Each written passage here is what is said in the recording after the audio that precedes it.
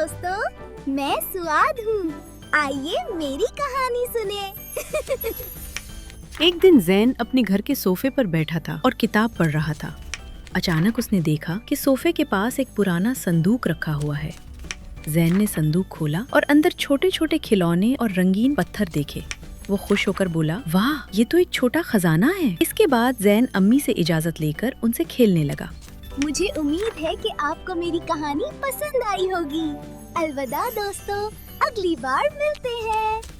अस्सलामुअलैकुम दोस्तों, मैं ज़ुआद हूँ। आइए मेरी कहानी सुने।